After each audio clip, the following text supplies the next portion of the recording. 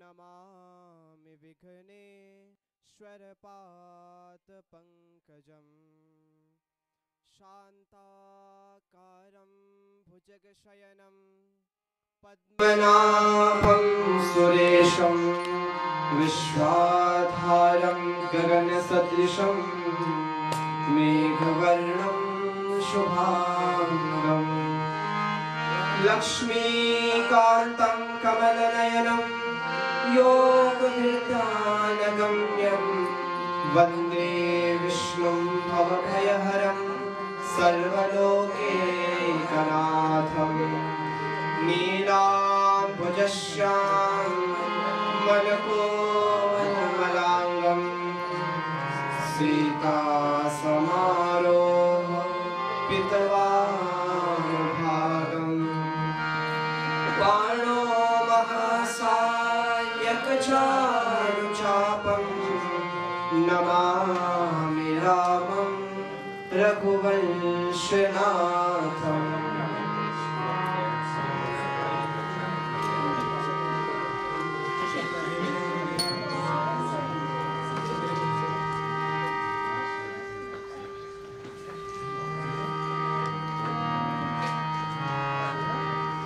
श्री कृष्ण गोविंद हरे मुरारे, हे नाथ नारायण वासुदेवा।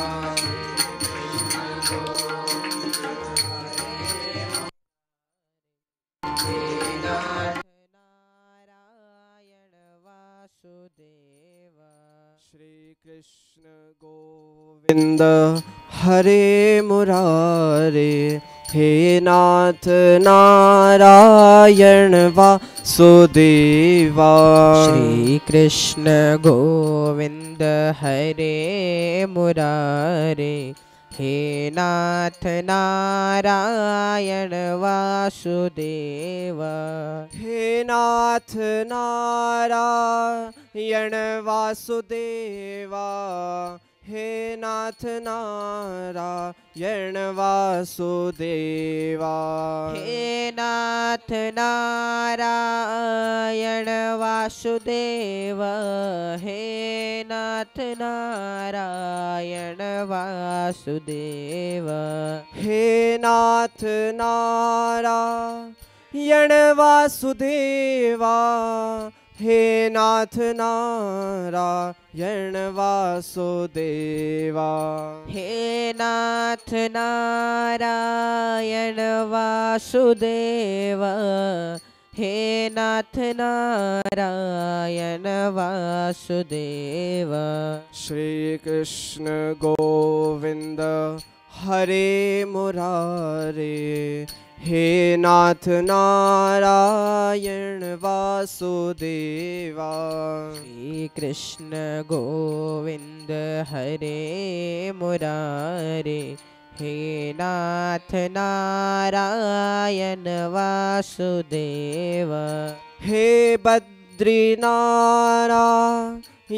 वासुदेवा, हे लक्ष्मीनारायण वासुदेवा। हे बद्रीनारायण वासुदेवा, हे लक्ष्मीनारायण वासुदेवा। हे बद्रीनारायण वासुदेवा, हे लक्ष्मीनारायण वासुदेवा। हे बद्रीनारायण वासुदेवा, हे लक्ष्मीनारायण वासुदेवा। श्री कृष्ण गोविंद हरे मुरारे, हे नाथ नारायण वासुदेवा। श्री कृष्ण गोविंद हरे मुरारे, हे नाथ Narayan Vasudeva.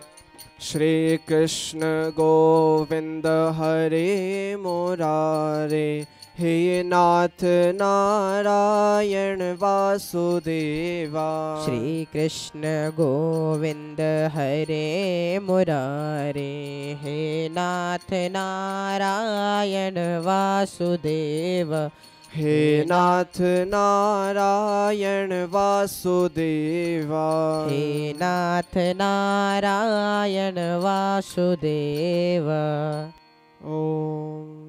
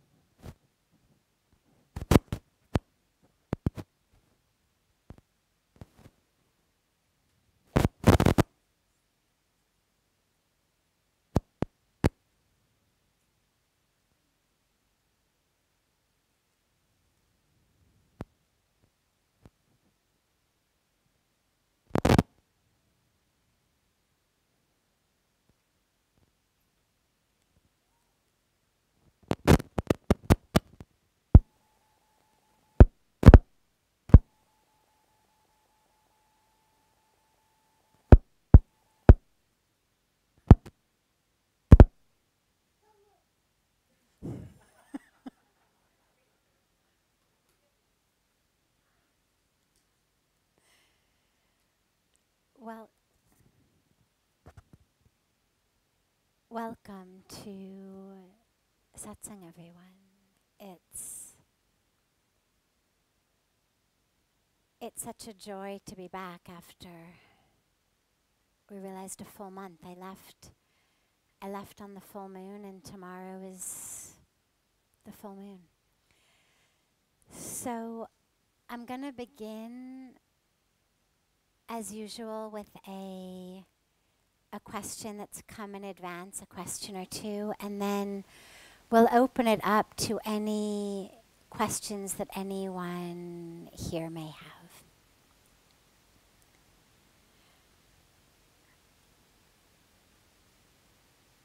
Can you please define love? There's so many wonderful questions. Can you please define love? It's a wonderful place to start. So first of all,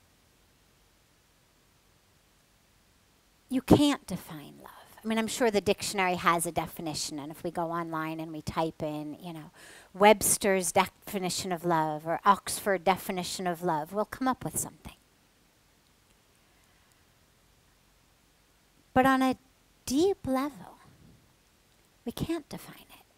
And what I mean by that is, in the act of defining it, we lose it. So we can describe it. We can talk about what it feels like. We can talk about how it manifests. We can speak around it. But you cannot stick it in a box any more than you could stick God in a box. I mean, if you say define God, well, the sheer act of defining God is going to limit God. And the minute that you limit God, it's no longer God, so you've lost that which you're defining in the process of defining it. And love is the same way.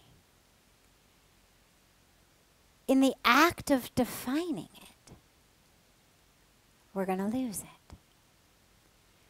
Because the love is that which flows through everything, which brings the life, the light to everything. Love is the energy of the universe. When most of us think of love, we think about relationship love. We think about one person to another person, or a person to an object, or a person to a pet, or, I love this. We love each other. But it's like pulling an eyedropper full of water out of the ocean and saying, aha, ocean. Well, sure, on a microscopic level, what you have in your eyedropper is what the ocean is made of. but you never could consider what's in an eyedrop or the ocean. And in the same way, what two people feel for each other, what one person feels for something, yeah, it's love. A reflection of that. But it's just a reflection. It's a drop of what love is.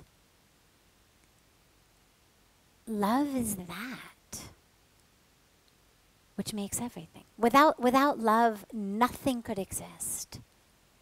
If you walk through creation, walk through the park, walk through the forest, as flowers open their petals, as the sun shines, as the rain falls, as grass grows, as anything happens, it happens out of love.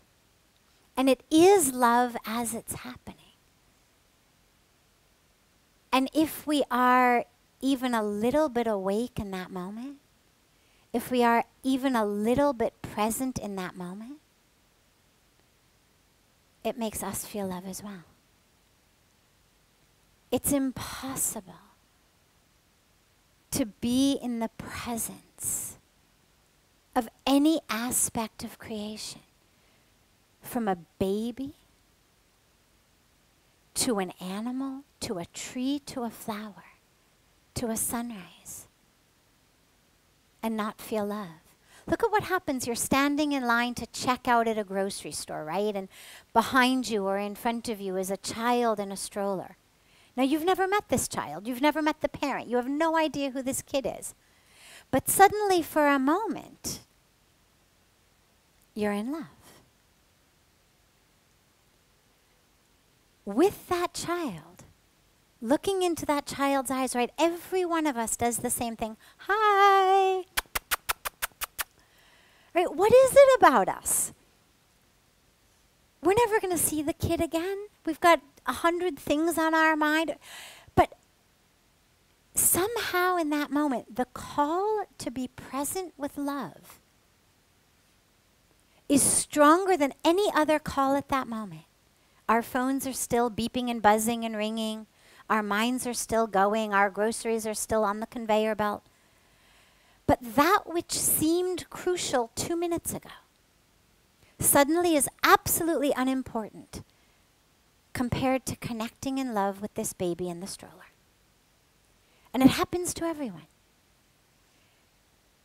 There is something about connecting with creation.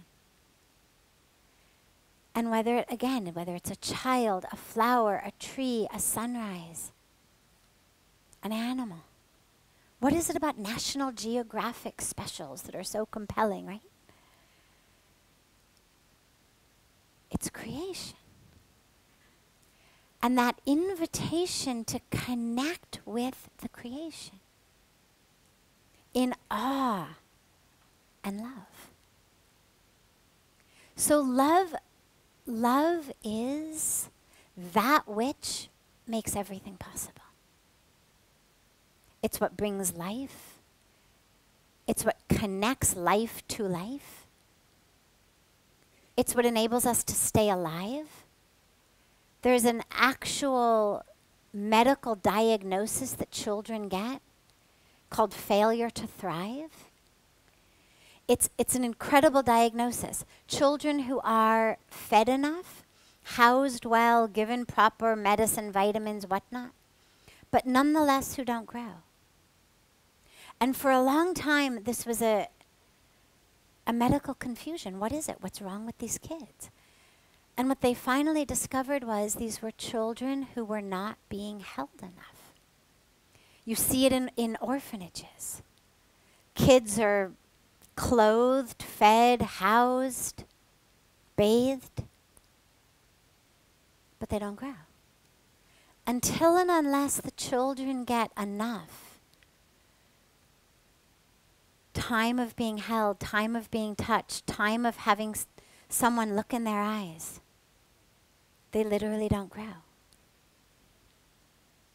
It's not just vitamins and minerals that keep us alive, calories, protein. It's actually love. It's what keeps us alive. They did another study they took baby monkeys, and the baby monkeys had a choice between two fake mother monkeys. One was made of wire mesh, but it gave food. If they suckled on it, like sucking on a mother, they actually got food from it. The other gave no food, but was made of a very soft terry cloth towel-like material. And what they found was that even when the monkeys were hungry, they still would rather cuddle with the soft fake mother than get food from the one that wasn't soft. And it was a landmark study. Why? Because everyone thought food kept us alive. Clearly the survival instinct of baby orphans would be food. But it wasn't. It was coziness. It was cuddling. It was as close as they could possibly come with their only two choices to love, even when all it was a soft towel. So love is everything. And don't try to define it. Open yourself to experience it. A definition is in our heads, which by definition is going to pull us out of love. If when you're with someone, you're thinking about, God, I wonder if I love this person. I wonder if this is what love feels like. Or even if you're thinking, oh, I think I love this person. Don't do that. Pull yourself back into the experience. Every minute that you're thinking about love, whether you're trying to understand it or define it or question it, you're not in it. So allow yourself to be in it, even if you don't understand it. You're going to be much better off in your life to live it but not understand it than to understand it without living it. So don't worry about definitions. The question rather should be, how do we feel it? How do we find it? The problems that we face are because we try to define everything and understand everything. And when we understand it or define it, we think we have found it, which is one of the most tragic fallacies of our time, that somehow if I can give a name to something, if I can give a definition to it, if I can put it in its appropriate box, I know it. But we don't. And this is where we lose. We end up with books and books and books of definitions. We end up with minds full of thinking that we understand things. But we don't. And we don't get to live them. So think more about living things than understanding them.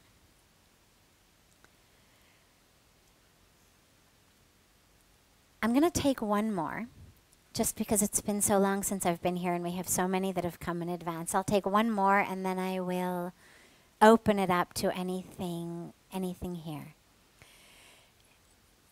Swinging the pendulum. Is it okay to not get married if I don't want to? Of course it's okay. But nonetheless, the question was asked sincerely. And so we have to look at the situation that leads to a question like that. Because in an ideal world, that shouldn't even be a question. In an ideal world, there shouldn't be any shoulds or shouldn'ts. Whether you want to marry, who you want to marry, how many times you want to marry. I mean, that should be your prerogative. Until and unless you're harming someone,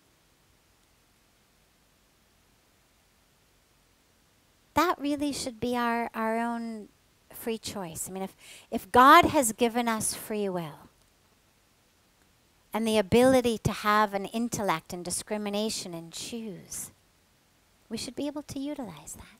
But we live in a society full of shoulds. And it's not just I should get married. It also includes I should have this type of job. I should have this many children. I should raise my children in this way. I should make this amount of money. I should do this with my money. I should look in this way. I should spend my holidays in that way. There's an innumerable number of shoulds in our life. And this becomes the problem. Because if I've got an inner calling that says, this is not what I want to do, and I don't mean not what I want to do just because it's hard. Nobody really wants to have a job. Probably if you gave most people the choice between having a job and not having a job, most people would choose not having a job. Most people would prefer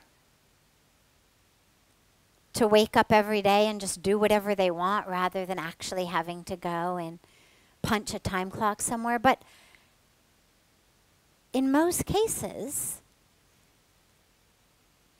in order to put food on the table,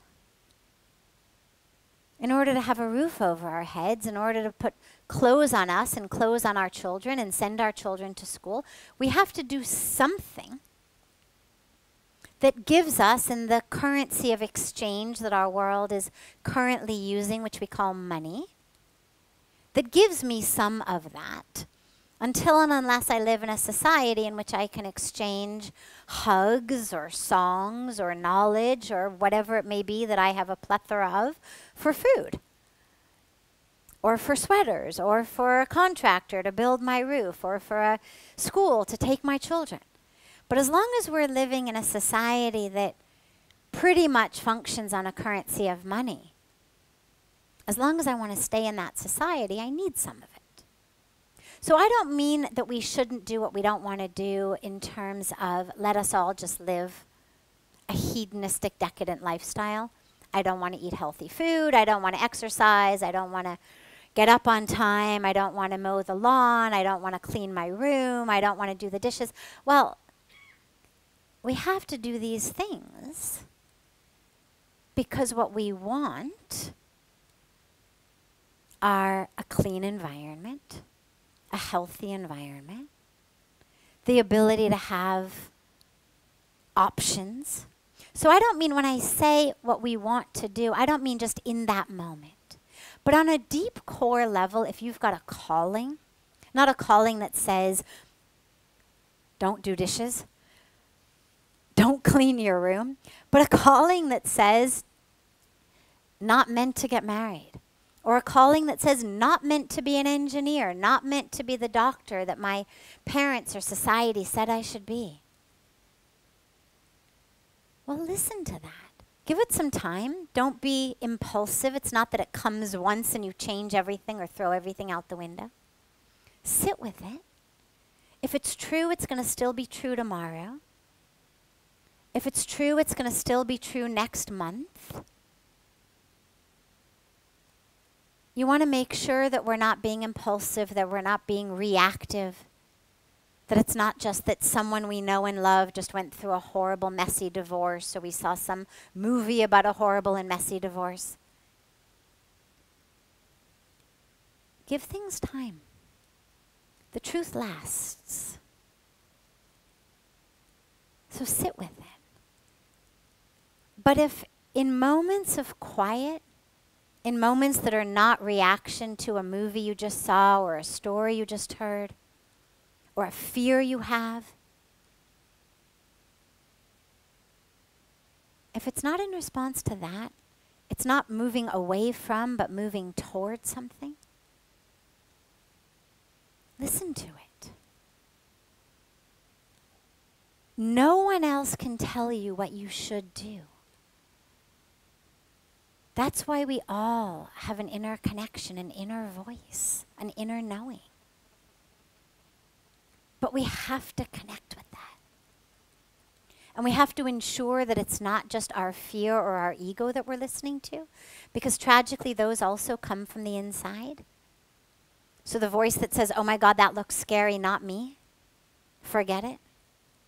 Too much work? Not that voice.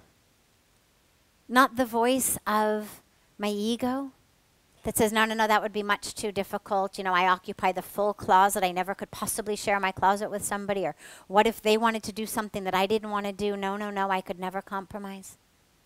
Not those voices. But give yourself some practice of going within and really learning to tease apart what are those voices of fear? What are those voices of ego? What are the voices of my 5th grade teacher that are still stuck in my head? Tease those apart. And then find the inner voice. And it's not always actually an auditory sound. Sometimes it's just an instinct, a feeling. But go with that.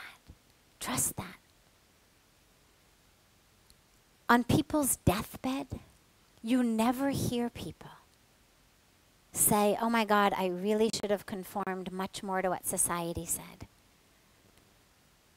In all my life, I've never heard of, never read of anyone who ever, in their advanced age, looking back on their life, has ever said, oh my God, I really wish I had conformed more. I really wish that I had listened less to my inner voice and had listened more to what society told me. I wish I had done more of what everyone else did. No one says that. What you always hear is, I wish I'd had the courage. I wish I'd had the open-hearted courage to know that I knew my path. I wish I had had faith in myself. I wish I had had courage to fail. Courage to be embarrassed. Courage to not always know the answer. Courage to walk into a space where there wasn't a path immediately apparent. And just to have faith that as I took steps, one in front of the other, a path would open as I walked. That's what you hear when people are on their deathbed. And so rather than wait until we're on our deathbed, we should learn from others. It's like not everyone has to stick their fingers into a socket, right? Enough people have done it for us to know, oh, I don't think so. In the same way, enough people have repented not having the courage to listen to their own voice, not having the courage to listen to their heart, not having the courage to have faith in their own voice, their own knowing, their own truth. You don't need to be yet another one of them. Have faith. You do know what's right for yourself. Listen to it. And again, the way to know whether it's really truth or whether it's reaction or impulse or fear or ego is the truth stays. Fear, ego, impulse, reaction, they're very hyper energies. They're that frenetic energy that says, gotta do it now, gotta do it now, gotta do it now, immediately. They've got that freneticness to them. The truth is quite calm. The truth is patient. The truth is prepared to wait. The truth says, okay, if not today, tomorrow. I'm still here. It nudges you gently. And so if you're not quite sure if it's truth, sit with it for a little while and see if it stays. See what it feels like. And then when you know it's truth, listen to it. And lastly, just because it's true for you today doesn't necessarily mean it's going to be true for you tomorrow. Just because it may not be right for you to get married today, and it may be the age that your parents tell you, oh my God, if you don't do it by next year, you're going to be, an old maid at 26, and you're never going to get married, and nobody's, ever going to want to marry you. Just because it's true for you today not to get married, or whatever that truth may be for you today, doesn't necessarily mean it's going to be the truth for you 5 years from now or 10 years from now. But the only way to know that is to listen to your truth today and stay open to it every day and see whether it shifts. It may be really true not to be the engineer today, not to be the doctor today. But who knows? Tomorrow it may be the truth actually to be the doctor. We don't know. The only way to know is to stay open and stay connected. And to have faith in that wisdom of the universe that tells flowers when the right time to open their petals is, that tells trees the right time of year to drop their leaves. I mean, everything in nature knows when the right time is to do what. I was just back east in Pennsylvania and in New York last week where they had an unexpected, way too early snowstorm. And in New York, they were telling me that a lot of the trees still had their leaves on them and fell down. Well, look at how brilliant nature is. Before the snow comes that's heavy, the tree lets go of all of its leaves so it can bear the extra weight. I actually had never even thought of it like that. I came from California. We never had snow. But I had never thought of the losing of leaves in that way. And just last week someone said, yeah, it was really sad. The trees were too heavy with the leaves on the snow and fell over. So there's a time in nature for everything. At this moment, it's right to have leaves. At that moment, it's right for the leaves to fall. At this moment, it's right for the leaves to come back. So have that same generosity of faith with yourself. There will be times that certain things are right, times they're not right. And stay connected to that nature within yourself that will know. So before taking any of the other ones that came in advance, yes, then we'll just start there. Let's start with the gentleman. You can start, yeah, and then we'll just move. Yes, and then you over here. What is karma yoga? Well, yoga, or yoga as we say in the West, but actually yoga, literally means union. That's what the word means. Ultimately, it's a union of ourselves with the divine. That's what the word and the practice of yoga means. Karma is action. So karma yoga is union through action. How can most of us, when we think about yoga, we think about either doing it seated in meditation, seated in bhakti, so I'm chanting the name of God, I'm doing puja, I'm doing some sort of devotional activity. Or if I think about yoga, maybe I think about it in terms of the actual postures, the asanas I'm doing, or the breathing exercises I'm doing. But karma yoga reminds us that every single thing I do can actually be a way of uniting with the divine. And it's an incredible practice because it reminds us I don't have to be out of the world to be spiritual. I don't have to be out of the world to be on a path toward enlightenment, to become enlightened, to be enlightened. As long as every single thing I do is an offering to the divine, is an offering to that union. And so I see what I do as a way of connecting with God, which means whomever I meet, can I see the divine in them?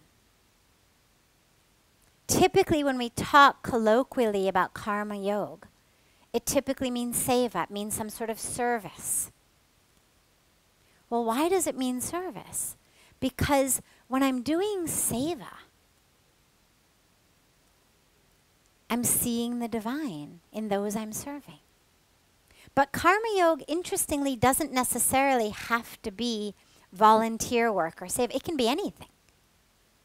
As long as you are moving in the world, acting in the world, you are using what you're doing as a way to unite. Can you see the divine in all? Can you connect with the divine in all? Which means I have to be in my heart and in my soul. My body-mind can only connect to your body-mind. Body-mind can't connect to soul.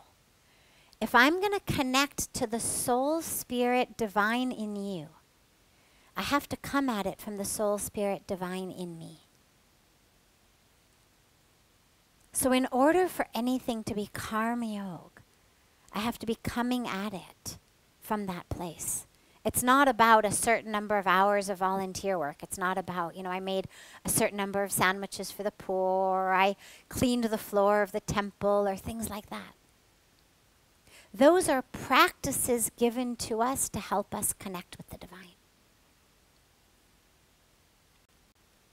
Ultimately, the goal is whatever I do, any action, can I make it yoga? Can it be union? Because if we believe God, when we're told in the scriptures that everything is pervaded by the divine, right? Isha vasimidam sarvam. Everything is pervaded by the divine. Well, it means whatever I'm interacting with then, whoever I'm interacting with, is divine. Well, that's an incredible challenge. Try moving through the world with that. That's what karma yoga is. Yes.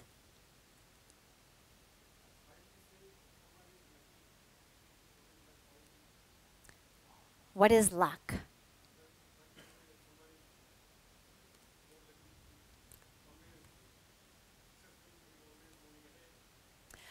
Well, I wouldn't say that's luck. We tend to look at, I've got a background in psychology, so I like to look at things sometimes. There's places where spirituality is 100% right and psychology doesn't have any idea.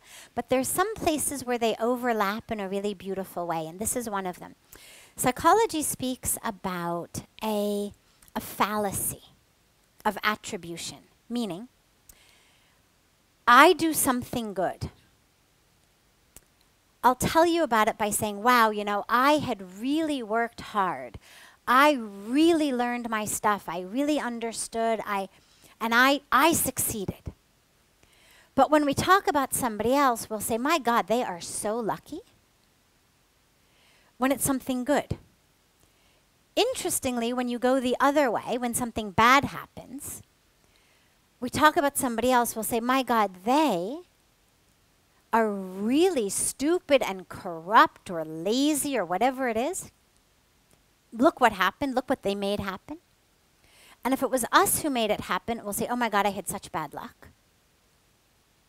So when it's good and about us, we attribute it to what I've done and who I am. Good about someone else, we attribute it to luck. Bad about us, we attribute it to luck. Bad about somebody else, we attribute it to what they've done and who they are. So it's a very interesting fallacy. From a spiritual perspective, we don't talk about luck. We talk about the fruits of karma. Now, when we say someone is successful, the problem with that is we are looking at it through a very, very thin window. Typically, when we talk about success, we mean their business does well, they are making a lot of money. But that's not really a big vision of success. And it becomes very confusing because a lot of times we can say, my God, this person really is corrupt, really does not have integrity, is dishonest. Why is the universe rewarding them with success? Look, there they are, so rich. There they are, CEO of the company. And the problem is that we have actually given the wrong definition of success.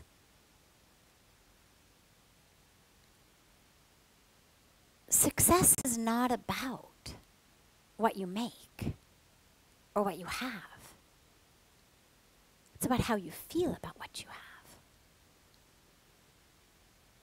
To have millions, but feel like you're still lacking and you need more, means you're impoverished. To have little, but feel that your cup runneth over, means you're rich. That for me was the first lesson I learned in India. I came here and I saw people who lived below standards of poverty, who literally had nothing. But all they wanted to do was feed others, help others, give to others, come home for a meal. And I couldn't believe it because they couldn't even feed their families. That's wealth. I don't care how much you have. I don't care how big your house is. I don't care what corner window you have of what office building. If in your mind there is still something between you and happiness, you want that, you yearn for that, you crave for that, you're still poor. And so it's really important to understand what we're defining as success. Yes, cheating and lying can get you money. That is true. It may not last very long. The universe has a way of balancing itself out, sometimes quickly, sometimes a little bit more slowly. But that is not success. And as long as we define it as success, we are running in the wrong direction. Because then we feel less than. Then you feel, well, God, I've always been such a good person. I've been so honest. Why am I not so successful?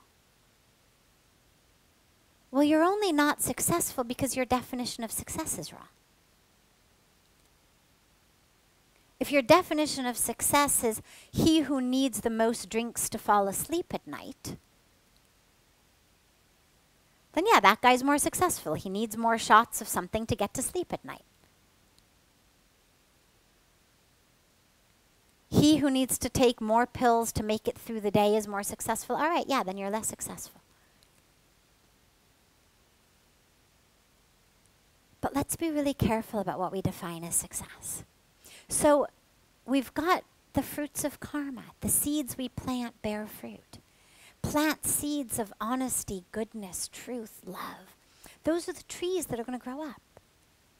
They may not have dollar bills or rupee bills on them. They may not come with a title of CEO or president. But that's okay. If all you're looking to plant is a tree of CEO, you can plant that.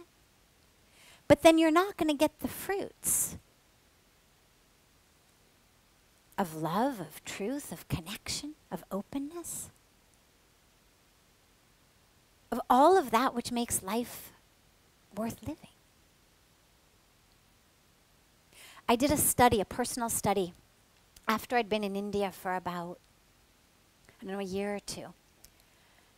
I was back in America, and I talked to about 10 different people I knew, all of whom were at the height of success in their fields.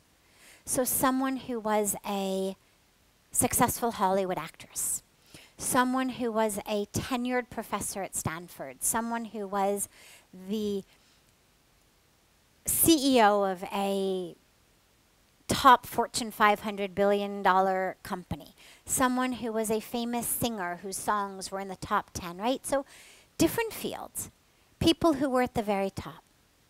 And they were all people I knew well. And so they thought that I was just chatting. Some of them I called on the phone, some of them I met in person. But my study was I asked every single one of them, are you happy?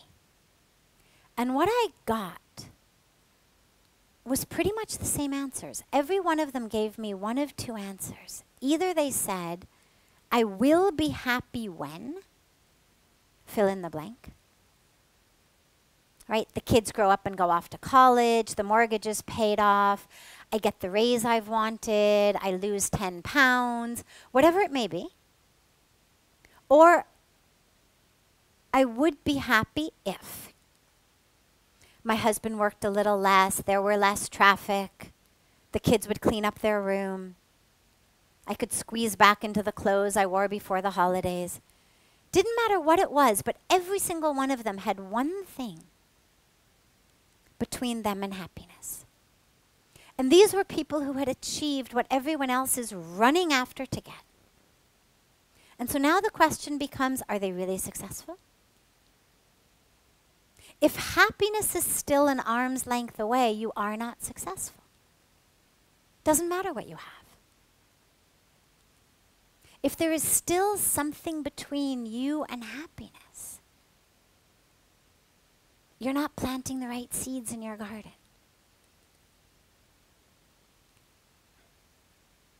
So be careful who you label as successful and what you yearn for.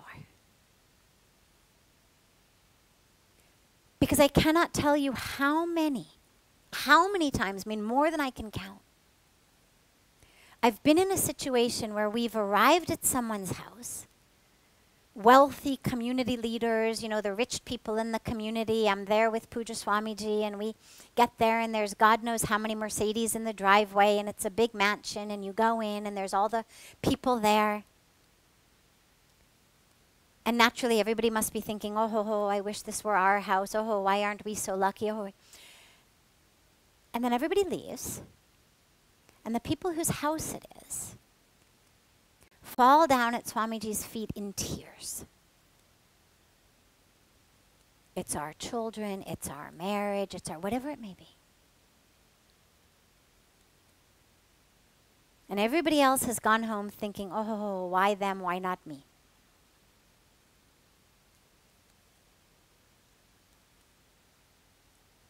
So be really, really careful what you're labeling success. And instead, think about really what's important in life and how to plant the seeds to make sure you have that. And don't worry about what anybody else has.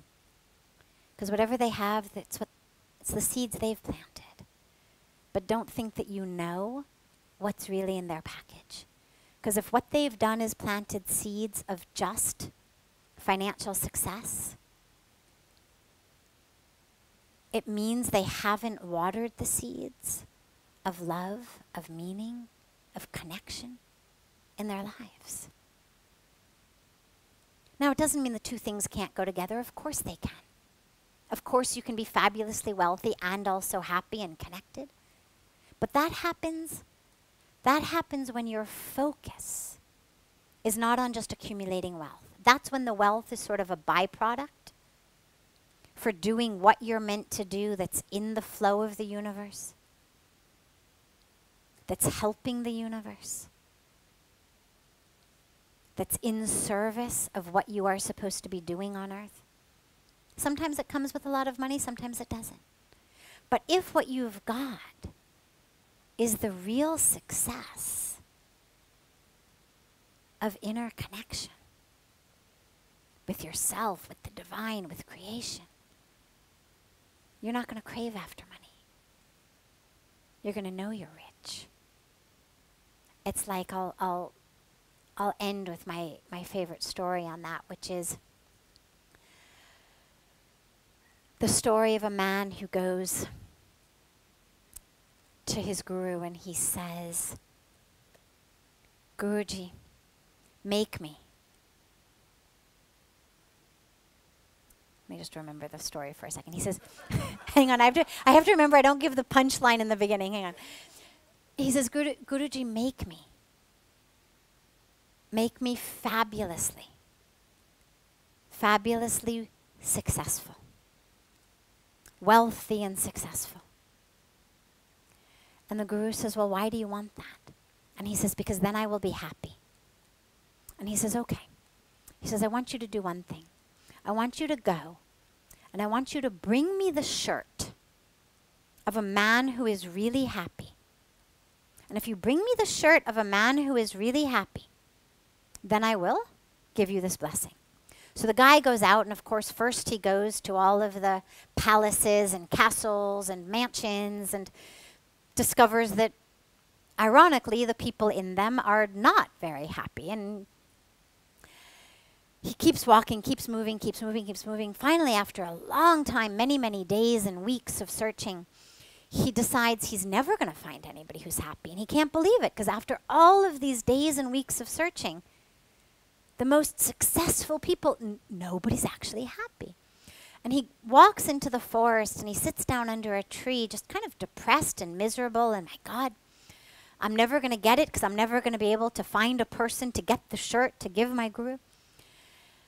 And he hears off in the distance ecstatic singing. And he thinks, happiness. And so he goes off and he starts walking toward the singing, and there's a man. And the man is dancing in ecstasy in the forest. The man waits for him to stop, and he comes to him and he says, Sir, are you happy? The man again bursts into song and dance about how happy and blissful and joyful he is. And the man now is very happy, because thank God he's finally found somebody. And he says, okay, I just need one thing from you. I need you to give me a shirt. And the man starts to sing, I have no shirt, I have no shirt, I have no shirt. And he dances through the jungle singing, I have no shirt. So I love the story, not because you can't simultaneously have a shirt and be happy. Of course you can. You can even have a mansion and be happy, as I said. But the idea that they go together is a fallacy. And it's a tragic one. It's a lethal one, actually. Because it's one that causes us to die while we're still living. It's one that causes us to literally give up our lives while we still have them, in the service of something that doesn't actually bring us what we're here for. So follow the path of the man with no shirt. The love of God, the connection to God, the song, the dance. If the shirt comes, great. If the castle comes, great. But if it doesn't come, you're still dancing.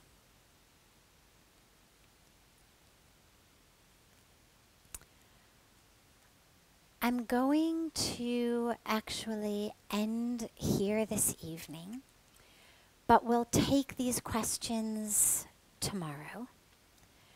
If you are not going to be here tomorrow by any chance, you can give your question to Ed, who is sitting there in white in the back, and he will get it to me in writing for tomorrow. But we're running over time, and I want to.